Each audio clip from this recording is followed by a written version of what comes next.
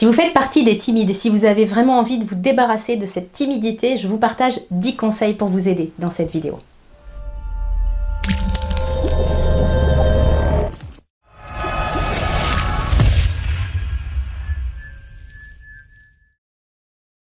Bonjour, mon nom est Nathalie Martin, je suis coach en éveil de conscience auprès des hommes et des femmes qui veulent une vie remplie de sens et d'abondance à tous les niveaux. Si c'est votre première visite ici sur ma chaîne, soyez les bienvenus, je vous invite à vous abonner pour avoir en priorité mes prochaines vidéos et également à télécharger mon coffret 3 clés pour redonner du sens à votre vie. Cette vidéo est pour vous si vous faites partie de ce qu'on appelle les personnes timides et si vous en avez marre d'être dans cette posture-là, si vous avez envie que ça change, si vous avez envie finalement de vous débarrasser de votre timidité. Je suis une ancienne timide, moi aussi. Alors, quand je dis ça, parfois on me dit « bah tu rigoles, tu fais des vidéos ». Oui, ça n'empêche rien et je suis même la preuve vivante qu'il est possible d'être timide, d'être une ancienne timide, d'avoir une nature introvertie, je vous en reparlerai tout à l'heure, et pour autant, eh bien, d'évoluer, d'avancer sur soi pour devenir la personne qu'on a envie d'être, puis surtout pour pouvoir réaliser nos rêves. Alors j'ai vraiment envie de vous donner 10 conseils qui, à mon sens, peuvent vraiment vous aider à arrêter d'être timide. On va commencer dès maintenant avec le premier conseil. Ce que je vais vous conseiller dans un premier temps, c'est d'identifier la racine de votre timidité. D'où est-ce qu'elle vient? Est-ce que vous avez toujours été timide depuis que vous êtes enfant? Vous avez toujours essayé de vous effacer, vous n'avez que rarement eu confiance en vous, voire pas du tout, et vous n'arrivez pas à aller vers les autres. Est-ce que ça dure depuis toujours? Ou alors est-ce que c'est venu avec le temps? Est-ce que c'est lié à des croyances que vous avez sur vous, à des choses qu'on a pu vous dire quand vous étiez jeune, avec « mais tais-toi, t'as rien d'intéressant à dire » par exemple, ou « reste à ta place ». Est-ce que c'est lié à des habitudes, tout simplement parce qu'au fil des années, vous avez pris l'habitude de vous effacer, tant et si bien que finalement, vous ne savez plus comment faire pour vous mettre un petit peu en avant, en tout cas pour prendre votre place. Ou alors, est-ce que la racine de votre timidité, elle est liée à un manque d'estime de vous-même? Est-ce que vous ne prenez pas de place? Est-ce que vous vous effacez parce que vous êtes convaincu que finalement vous n'avez que peu de valeur et que ce que vous avez à dire, c'est pas vraiment intéressant pour les autres et que les autres sont nettement mieux que vous? C'est intéressant que vous puissiez réfléchir, mettez la vidéo sur pause et prenez vraiment le temps de réfléchir à où est la racine de cette timidité. Parfois, on s'aperçoit que la racine, c'est une croyance, c'est un truc que j'ai entendu de mes parents, de mes profs. Et mes parents et mes profs ont beau ne plus être là, je continue à le croire. C'est important d'être conscient de ça parce qu'on continue à porter des boulets aux pieds sans même s'en apercevoir. Alors, si vous vous rendez compte que la racine de votre timidité, c'est une croyance, c'est une habitude, c'est une mauvaise estime de vous-même, je vous invite à aller sur ma chaîne et à regarder les vidéos qui sont associées à cette thématique-là, comment se débarrasser d'une croyance, comment avoir une bonne estime de soi, comment prendre des bonnes habitudes. Je ne creuse pas davantage cette première clé parce que j'en ai 10 à vous donner et vous savez que j'aime les vidéos synthétiques, mais n'hésitez pas, quand vous avez identifié la racine, à aller arracher la racine en regardant des vidéos qui y sont associées. Deuxième point important, je vais vous inviter à mesurer le coût de votre timidité. Quel est le prix que vous payez à ne pas prendre votre place? Quel est le prix que vous coûte cette timidité qui est peut-être même une timidité excessive et maladive? Prenez le temps d'écrire ce que ça vous empêche de dire, de faire, d'oser, d'expérimenter. Listez le coût de votre timidité. Troisième clé, déterminez pourquoi vous voulez arrêter d'être timide. Ça, c'est hyper important pour aller chercher de la motivation. La clé numéro 2 et la clé numéro 3 sont là pour vous faire réaliser que vous avez toutes les raisons de vous mettre en marche. Donc, identifiez les raisons qui font que vous avez envie d'arrêter d'être timide comme vous l'êtes aujourd'hui. Votre motivation, elle se situe ici. Et elle est indispensable parce que le conseil numéro 4 que je vous donne, c'est que je vous invite à être prêt à faire des efforts. Il y a un prix à payer au changement, à n'importe quel changement. Que j'ai envie de perdre du poids, d'arrêter de fumer, de changer de job ou que j'ai envie d'arrêter d'être timide, je vais avoir des efforts à faire parce qu'il va falloir que j'arrête de fonctionner comme j'ai toujours fonctionné. Et vous le savez d'ailleurs, parce que c'est peut-être pas la première fois que vous cherchez des clés pour arrêter d'être timide. Vous avez peut-être déjà d'ailleurs trouver des clés pour arrêter d'être timide, puis vous les avez pas mis en place. Pourquoi? Parce que votre hamster, là, à l'intérieur de votre tête, vous a mis sous le nez le prix que vous alliez payer pour bouger. C'est-à-dire qu'il vous a dit, ouais, mais tu vas passer pour un imbécile, puis peut-être que tu vas rougir, puis peut-être que tu vas bredouiller, et puis à force d'entendre tous ces peut-être, vous vous êtes résigné, puis vous êtes dit, non, bah, c'est pas grave, j'arrête, je le fais pas, je préfère rester dans ce que je maîtrise. Votre hamster a complètement oublié de vous faire mesurer le prix du non-changement. C'est ce qu'on a fait dans les clés numéro 2 et 3. Donc maintenant, soyez prêts à faire un effort. Il y a un prix à payer pour bouger, un prix à payer pour changer, un prix à payer pour que vous osiez prendre votre place, votre juste place tout simplement. Et ce prix à payer, malgré ce que votre mental vous raconte, il est très très inférieur aux bénéfices que vous allez pouvoir ressortir de ça. 5e point, je vous invite à croire que c'est possible pour vous. Tout est une question de croyance. Si je crois que ce n'est pas possible pour moi, alors j'ai raison, c'est pas possible pour moi. Parce que je vais me comporter comme quelqu'un qui est résigné et forcément je vais pas faire les mêmes choses que si je suis sûre que c'est possible aussi pour moi. Si vous avez besoin de vous en convaincre, n'hésitez pas à l'écrire. Vous pouvez devenir la personne que vous avez envie d'être. Vous pouvez évoluer et contrairement à ce que vous croyez peut-être, la timidité n'est pas une fatalité, ça ne fait pas partie de vous intégrer, enfin, ça ne vous définit pas, c'est ça que je veux vous dire surtout. Ça ne vous définit pas. Malgré le fait qu'on dise « moi je suis timide », vous l'êtes parce que peut-être que vous l'êtes devenu au fur et à mesure des années. Alors bien sûr, il y a des tempéraments plus introvertis et d'autres plus extravertis. C'est ce que je vous disais au début de cette vidéo.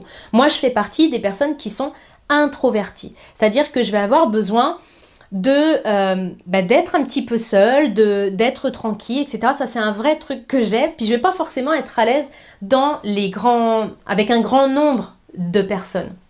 Mais au fur et à mesure du temps, j'ai appris à évoluer là-dessus. Donc votre timidité ne vous définit pas et il est possible pour vous de travailler là-dessus, d'évoluer, si vous êtes prêt, comme je le disais au 4e, à faire des efforts pour ça. Donc vraiment, c'est important, votre croyance, c'est la base de votre changement.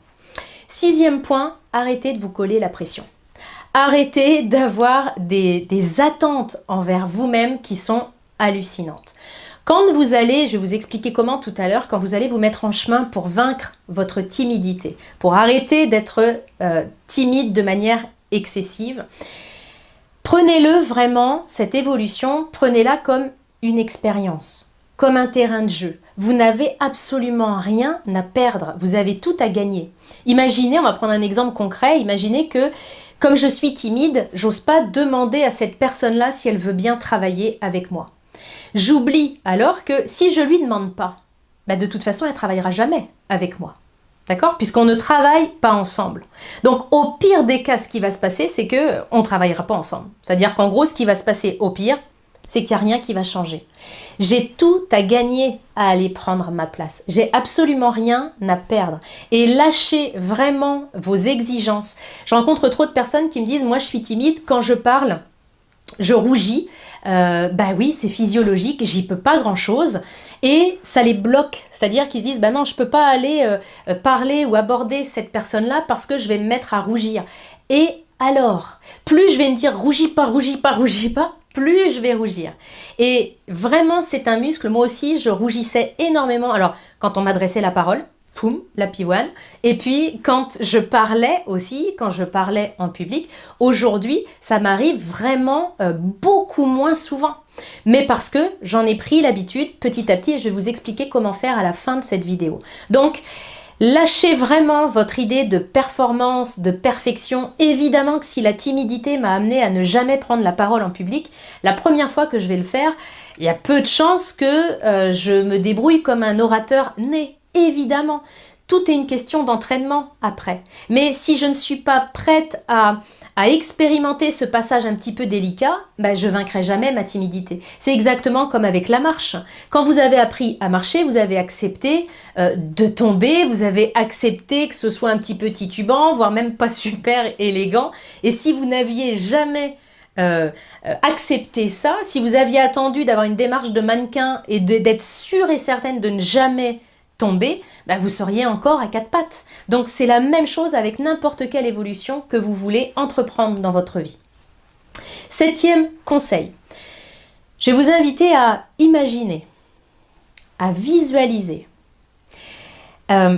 vraiment à visualiser à quoi ressemblerait votre vie si vous arrêtiez d'être timide.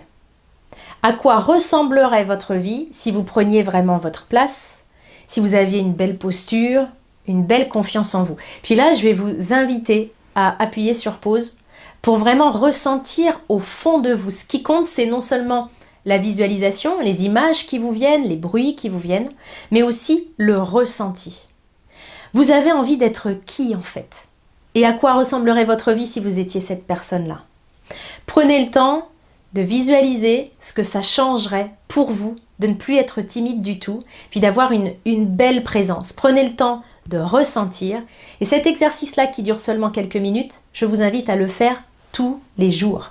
Prenez juste quelques minutes pour vous connecter à cette nouvelle personne que vous avez envie de devenir. Vous avez envie de lâcher le vous qui est timide, qui a peur de prendre sa place, qui pense qu'il n'est pas légitime, pas adéquat, pas à la hauteur. Vous avez envie de lâcher cette personne-là pour vraiment vous envoler vers votre potentiel et devenir quelqu'un qui n'a plus peur de prendre sa place. Eh bien, en vous connectant quelques minutes par jour seulement, au fait de, ok, je ressentirais quoi si jamais j'avais pleinement confiance en moi, rien qu'en faisant ça, vous créez déjà des nouvelles connexions dans votre cerveau, de nouvelles connexions neuronales, et le changement est en train de s'ancrer à l'intérieur de vous. Il a l'air de rien cet exercice-là, mais il est extrêmement important. 8e clé, inspirez-vous de personnes pour lesquelles, quand vous les regardez, vous avez l'impression qu'elles ne sont pas timides du tout. Inspirez-vous, et si vous avez un nom qui vous vient, n'hésitez pas à l'écrire, parce que ça peut être comme un modèle, comme votre mentor. À qui vous pensez quand je vous parle d'une personne qui n'est pas timide, qui est à l'aise, qui est bien dans ses baskets, puis qui prend une juste place. Une juste place, c'est que je ne suis pas là pour monopoliser toute la place. Je ne suis pas là pour écraser les autres, mais juste pour être à la place que j'ai envie d'être. À qui vous pensez quand je vous dis ça? Alors, ce n'est pas forcément quelqu'un de votre entourage, ça peut être une personne connue, que vous la connaissiez de près ou de loin, peu importe. Mais l'idée, c'est que vous puissiez avoir un modèle et que vous puissiez vous dire, finalement, à quoi je le vois qu'elle n'est pas timide? À quoi je vois qu'elle prend sa juste place? Et vous notez des critères extrêmement précis. Je peux le voir par exemple parce qu'elle ose regarder les gens dans les yeux. Je peux le voir parce que, effectivement, elle n'a pas le regard fuyant, elle ne regarde pas ses pompes, elle n'est pas toute recroquevillée sur elle-même, elle ose dire bonjour, elle est souriante, elle se tient droite. J'en sais rien, je ne sais pas comment et qui vous sert de modèle, mais listez vraiment tous ces points-là parce que ça va vous inspirer. C'est-à-dire que si intérieurement je suis timide, j'ai pas du tout confiance en moi, mon corps il va me suivre. C'est-à-dire que je vais un peu débarquer comme ça quand je suis en société ou en groupe. Si intérieurement je suis bien dans mes baskets et je suis pas en train de me poser la question de savoir si je suis légitime ou pas, je m'en fous. C'est juste, je suis là. Si je suis là-dedans, ça va se voir aussi dans ma posture. Mais en fait, ça marche dans les deux sens. Mes pensées influencent mon corps, mais mon corps peut influencer mes pensées. Donc, inspirez-vous du modèle que vous avez trouvé pour vous dire, tiens, la prochaine fois, j'essaierai juste de me dégager un petit peu plus les épaules. La prochaine fois, j'essaierai de dire bonjour à quelqu'un que je connais pas. Et là, je fais du lien avec ma 9e et avant-dernière clé, c'est que je vous invite à y aller progressivement. Il va falloir vous faciliter la tâche. On l'a vu tout à l'heure au début de la vidéo, ça va vous demander un effort.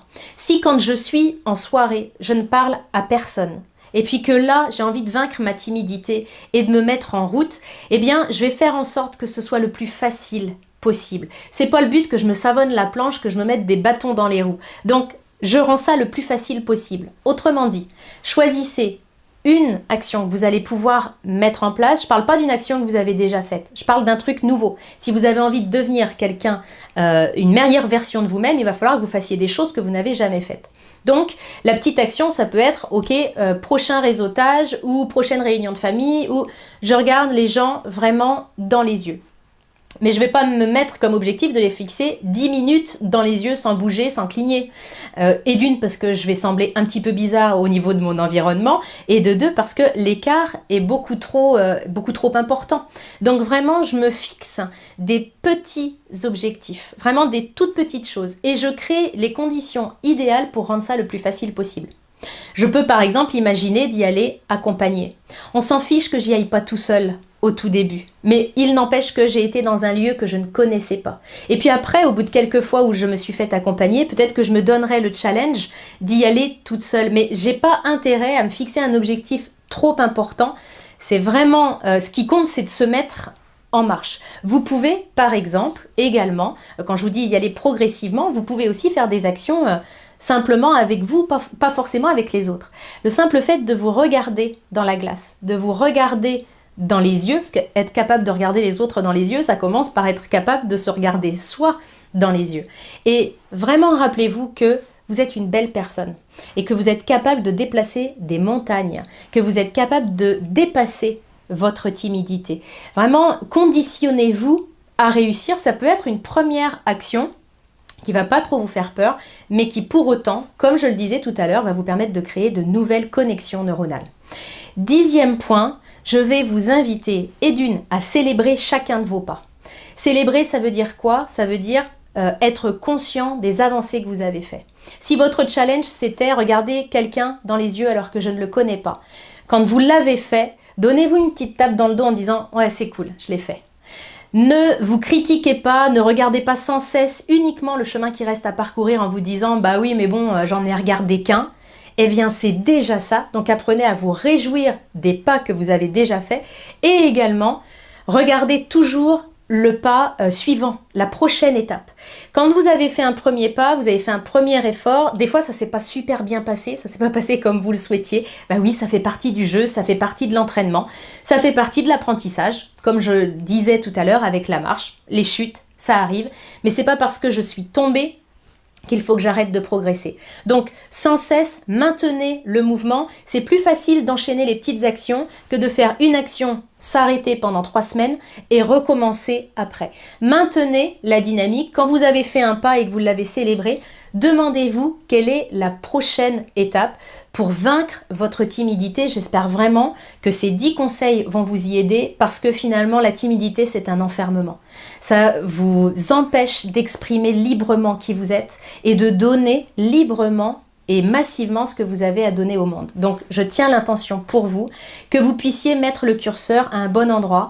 Si vous êtes d'un naturel introverti, bah, vous ne courrez peut-être pas après les grandes quantités, une grande quantité de personnes, mais l'idée, c'est que la timidité ne soit plus un poids pour vous et que votre côté plus introspectif fasse partie de vous simplement, mais qu'il ne soit plus un frein dans votre évolution personnelle et dans votre évolution professionnelle. C'est l'intention que je tiens pour vous. J'espère vous y avoir aidé. Si tel est le cas, n'hésitez pas à liker la vidéo, à la partager pour aller aider d'autres personnes timides à vaincre leur timidité. Je vous en remercie d'avance.